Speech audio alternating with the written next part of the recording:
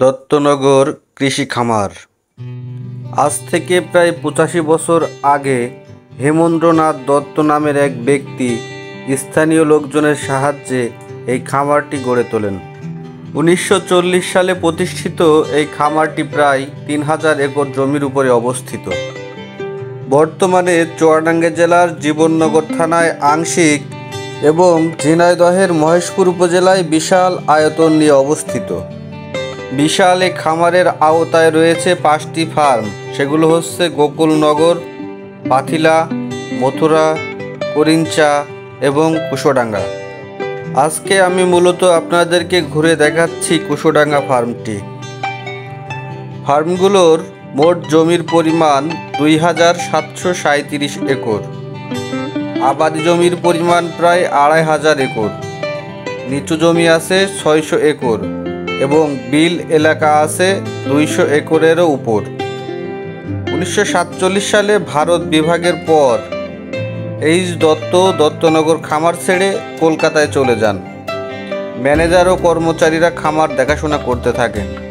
1948 সালে তৎকালীন পাকিস্তান সরকার দত্তনগর খামার অধিগ্রহণ করে এবং কৃষি বিভাগের উপরে পরিচালনার দায়িত্ব অর্পণ করা হয়। 1962 সালে ফার্মের যাবতীয় সম্পত্তি কৃষি উন্নয়ন কর্পোরেশনের কাছে হস্তান্তর করা হয়। বিএডিসি বিভিন্ন শস্য বীজ উৎপাদনে খামারটি কাজে লাগায়। অফিস, বাসভবন সহ নানান স্থাপনা নির্মাণ করা হয়। সেচের জন্য বসানো হয় গভীর ও অগভীর নলকূপ, আর খেতে পানি সরবরাহের জন্য পাকা ড্রেনও নির্মাণ করা হয়। আগে শ্রমিক দিয়ে শস্য কর্তন ও মাড়াই করা হতো, তবে এখন বড় বড় মেশিনের সাহায্যে ফসল কাটা ও মাড়াই করা হয়। সেচের জন্য 36টি গভীর, 13টি অগভীর এবং 10টি পাওয়ার পাম্প রয়েছে।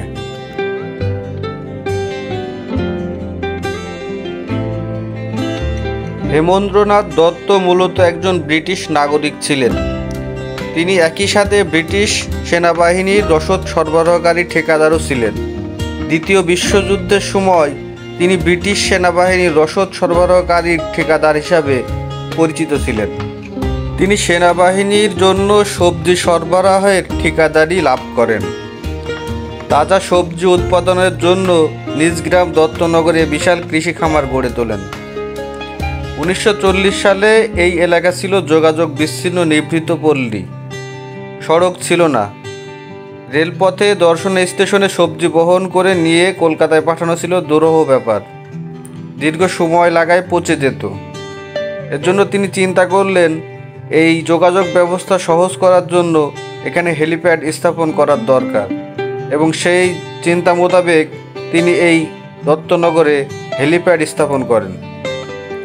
প্রতিদিন হেলিকপ্টার যোগে টাটকা শাকসবজি কলকাতায় সরবরাহ করে তিনি প্রচুর লাভ করতেন।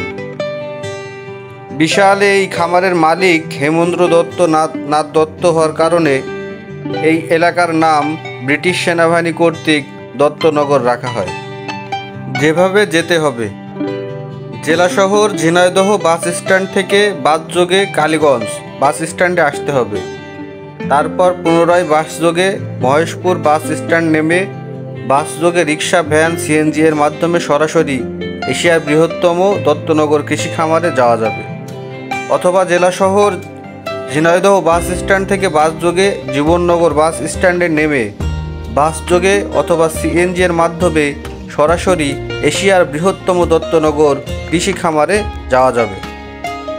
আজকের ভিডিওটা এইখানেই শেষ করছি। দেখা হবে অন্য কোনো ভিডিওতে। ততক্ষণ পর্যন্ত আল্লাহ হাফেজ।